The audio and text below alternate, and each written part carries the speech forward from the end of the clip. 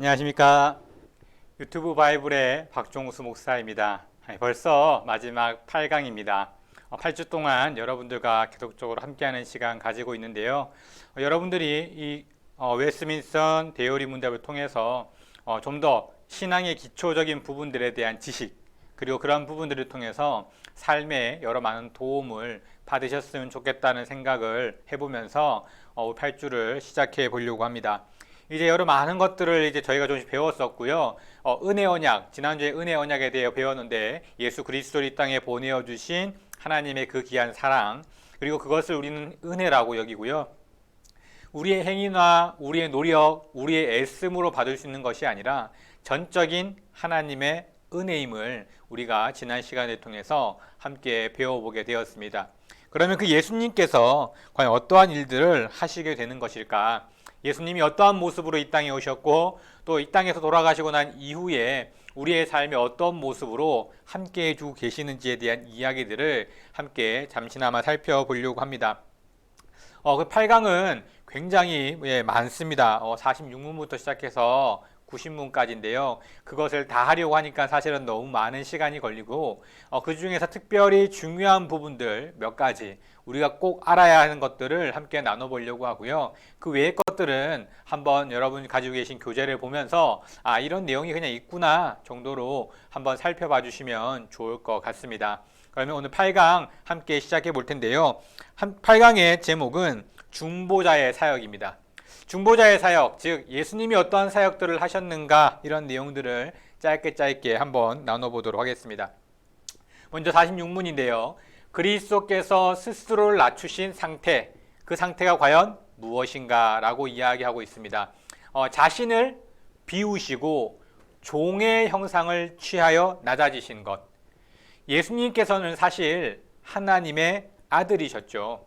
이 땅 가운데 내려오신 그 사건, 인간의 몸을 입은 그 사건 자체만으로도 자신을 하나님의 위치에서 인간의 몸, 바꿔 말하면 창조주의 위치에서 피조물의 위치로 낮아지시는 놀라운 사건을 보이신 겁니다.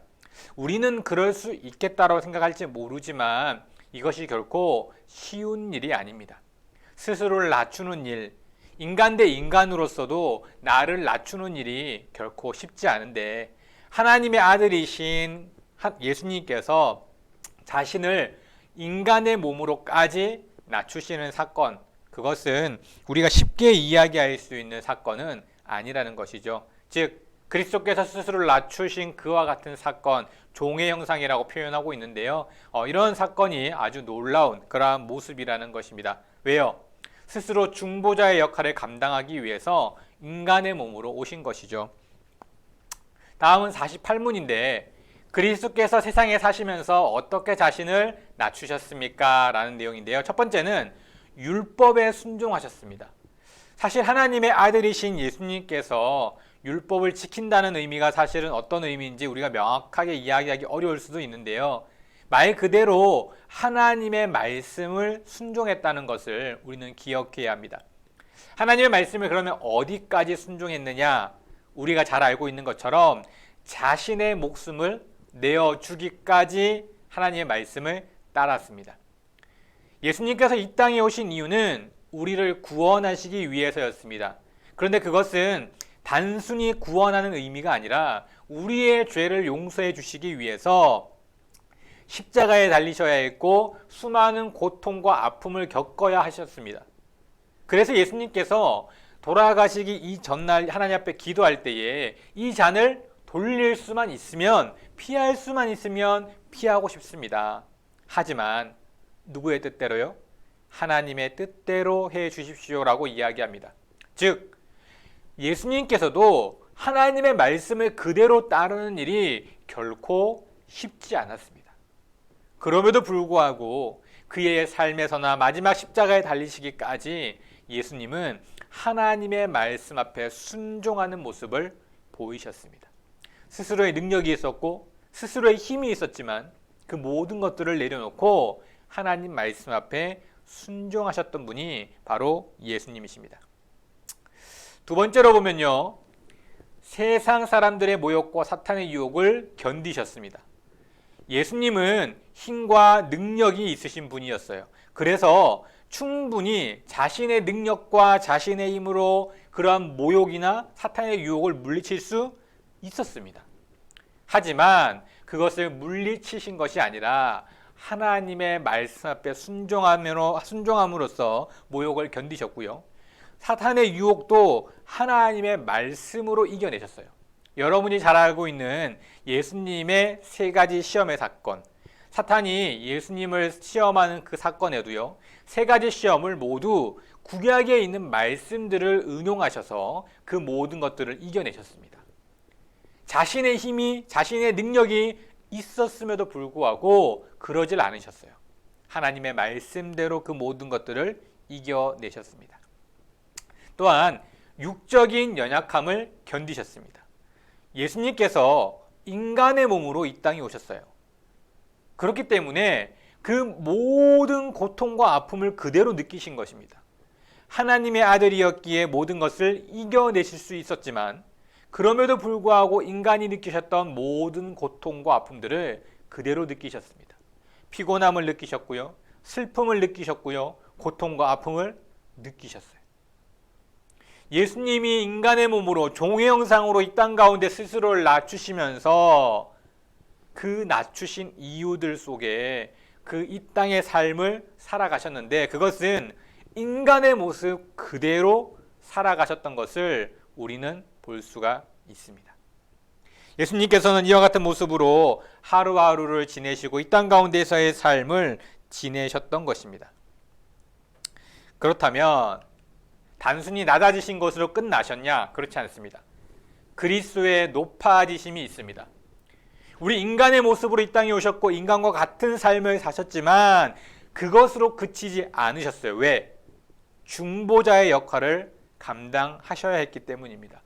하나님과 우리를 연결시켜주는 역할을 감당하셨어야 했어요. 그래서 무엇을 하셨냐? 첫 번째로는 부활과 승천을 하셨어요. 죽음으로 그치지 않으셨습니다.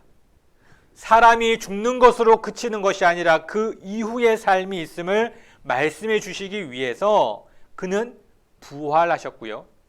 승천하심으로 천국의 소망을 우리에게 확신시켜 주셨습니다. 이제 이 땅에서의 모든 삶을 마무리하시고 원래 계셨던 그곳으로 돌아가시면서 스스로 자신이 높아질 수 있음을 높은 분임을 그렇게 보여주신 것이죠. 두 번째는 하나님의 우편에 앉아 계신다고 말합니다. 하나님의 아들이기에 하나님의 우편에 앉아서 우리들을 중보하시는 것입니다. 하나님과 멀리 떨어져 있거나 하나님을 나 몰라라는 모습이 아니라 하나님 옆에 앉아 계시면서 우리의 필요들을 끊임없이 하나님께 말씀해 주시는 것입니다. 또한 세 번째는 이 세상을 심판하러 오십니다. 하나님의 아들로서 다시 이 땅 가운데 오신다 말씀하셨고 예수님의 재림 이후에는 심판이 있을 것이라고 말씀해 주셨습니다. 아무나 할 수 있는 일이 아니죠. 우리를 위해 이 땅으로 내려와 스스로를 낮추셨지만 다시 스스로 회복하여 높아지심으로써 본인이 해야 할 마땅한 일들을 할 수 있는 위치에 오르신 것입니다. 그리고 그 위치에 오르시면서 하려고 하는 분명한 일들이 무엇이냐면 바로 하나님과 우리를 이어주는 중보자의 사역인 것이죠. 이것을 이야기해 주고 계신 것입니다. 그렇다면 55문 그리스도는 우리를 위하여 어떻게 간구하십니까? 라고 이야기해 주고 있습니다. 그리스도는 지상에서 이루신 자신의 순종과 희생의 공로로 하나님과 우리를 이어주고 계십니다. 간구하고 계세요. 이 땅에 했던 여러 수많은 일들과 모습들을 통해서 하나님께서는 이제 은혜의 보좌로 담대히 나아가도록 그들 자신과 그들의 봉사가 받아들여지게 하신다라고 이야기해주고 계십니다. 하나님의 우편에 앉아 계시죠. 이 땅에서의 모든 것들을 이루셨고 이제 그곳에서 우리에게 있어 우리의 일들과 우리의 모습들이 온전히 받아들여질 수 있도록 그렇게 행하고 계신다는 것입니다. 우리의 모습을 너무도 잘 아시는 분이시기에 우리가 하나님 앞에 온전히 나아갈 수 있도록 그 옆에서 계속적으로 말씀하고 우리를 이끌어 주시는 그와 같은 역할을 하고 계신다는 것이죠. 59문에 보시면 이렇게 이야기합니다. 누가 그리스도로 말미암은 구속에 참여하는가? 즉 예수님이 우리에게 베풀어 주신 그 놀라운 은혜, 중보자의 역할을 통해 하나님과 우리 사이를 이어주셨던 그 일들을 누가 참여하고 있는가 하는 것이죠. 이것은 굉장히 중요한 문제입니다. 그리스도께서 값주고 사신 모든 사람입니다. 특정한 사람에게 주어지는 것이 아니라 모든 사람에게 동일하게 주어졌습니다. 그리고 그 선택은 누가 하는 것이죠? 바로 우리가 하는 것입니다. 예수님에 대해 똑같은 말을 듣지만 어떤 이는 그 은혜를 감격하여 깨닫게 되고 어떤 이는 그것이 나와 상관없는 일임을 주장하는 모습을 우리는 보게 됩니다. 즉 하나님은 모든 사람들을 사랑하셨기에 그들을 위해 예수 그리스도를 보내주셨고 예수님이 십자가에 못 박히신 구원의 사건, 그 놀라운 사건을 모든 이들에게 말씀하셨고 그 모든 이들이 돌아올 수 있도록 하셨습니다. 그리고 그 이야기를 듣고 깨닫는 자는 하나님께 나아가는 것입니다. 즉 특정한 누군가에게만 주어진 것이 아니라는 것입니다. 우리는 이것을 잘 기억해야 합니다.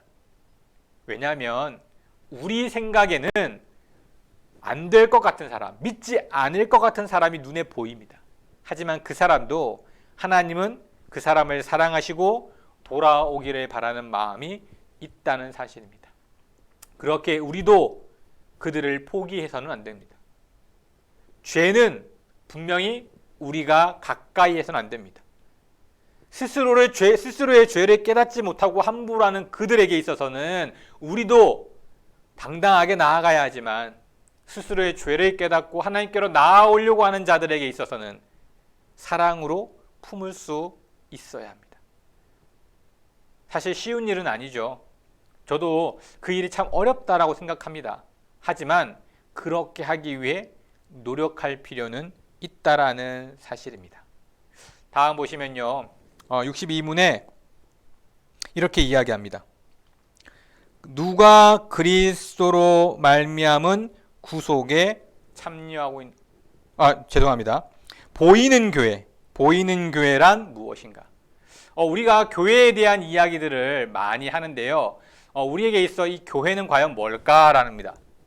모든 시대와 세계 각처에서 참된 신앙을 고백하는 사람들, 그 사람들로 모여진 공동체입니다. 이게 교회예요. 교회는 건물이 아닙니다. 우리는 보통 교회를 간다라고 이야기하는데요. 건물은 교인들이 모인 처소입니다. 즉 교회당이라고 많이 이야기를 하는데요. 예배당. 우리는 교회 공동체라고 생각하고 있는 그 공동체, 그것이 우리의 교회인 거예요. 하나님을 믿는 믿음을 고백하는 사람들의 모임, 공동체, 그게 바로 교회입니다. 그래서 우리가 교회가 무엇이냐고 물었을 때 교회는 저기 있어라는 생각보다 두세 사람이 모인 곳에 내가 너와 함께 하겠다고 하신 하나님의 말씀처럼 내가 교회임을, 모이는 공동체, 우리 모임이 교회 가운데 있는 것임을 기억해야 한다는 것입니다. 그것이 바로 우리가 알고 있는 교회의 모습이 되어져야 합니다. 그렇다면 보이지 않는 교회의 지체들 은혜 안에서 그리스도와 나누는 교제, 보이지 않는 교회, 우리 겉으로 보이는 교회의 모습이 아니죠. 이런 우리 교회에서 우리가 은혜 안에서 그리스도와 나누는 교제는 과연 무엇인가입니다. 이 땅에서 그리스도의 연합을 통해서 여러 가지 유익을 얻는데요. 곧 그리스도의 중보하시는 효능에 참여하는 것입니다.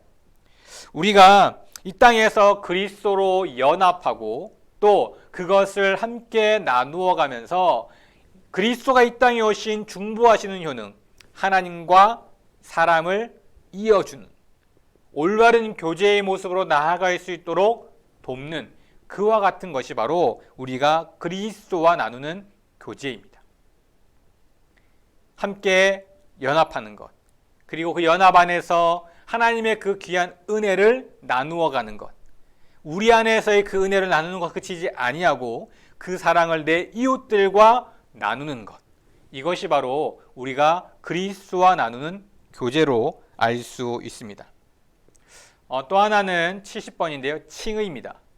이 칭의는 하나님께서 죄인들에게 값없이 베푸시는 은혜의 행위입니다.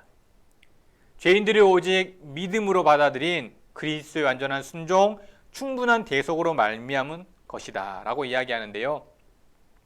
우리에게 주어진 그 믿음, 그것이 단순한 믿음이 아니라 우리에게 베풀어 주신 하나님의 은혜임을 우리는 기억해야 합니다.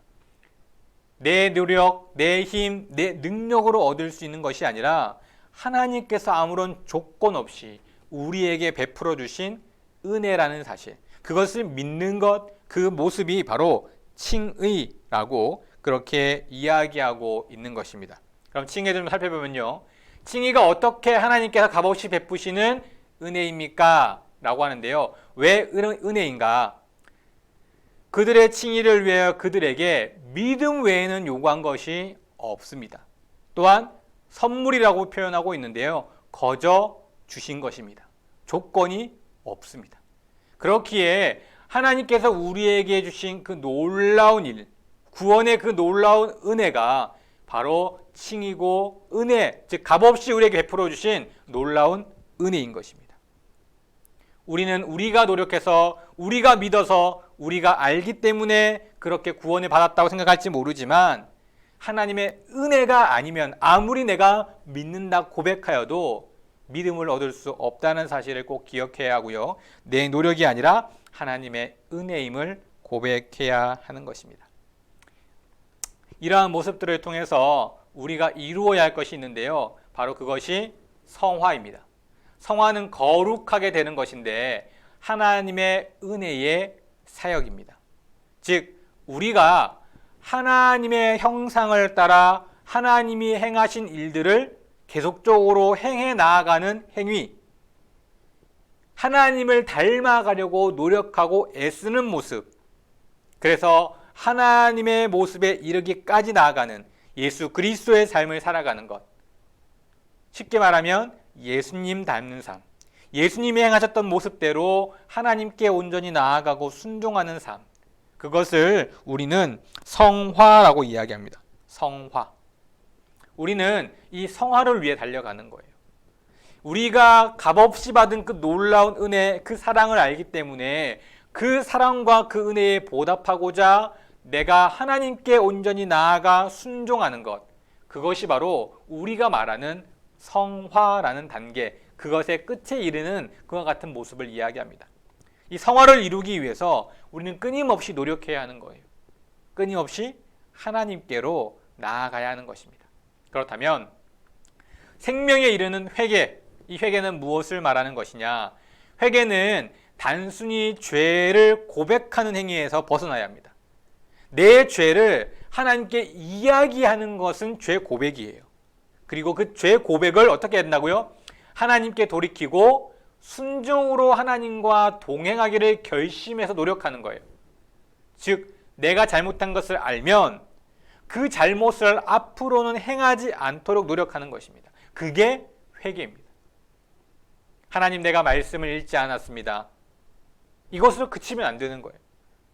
정말 내가 말씀을 읽지 않았다는 사실을 기억하고 그것으로 인하여 정말 마음이 아프다면 이제는 꾸준하게 말씀을 읽을 수 있도록 해야 되는 거예요.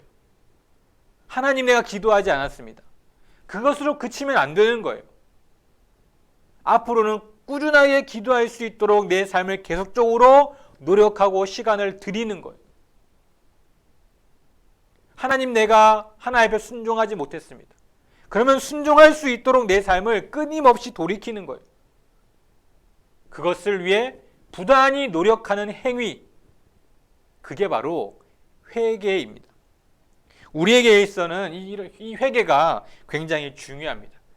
그래야 예전에 하나님을 믿지 않았던 내 모습에서 벗어날 수 있고 그것을 넘어설 수 있는 거예요. 그대로의 삶을 가지고 있어서는 안 됩니다.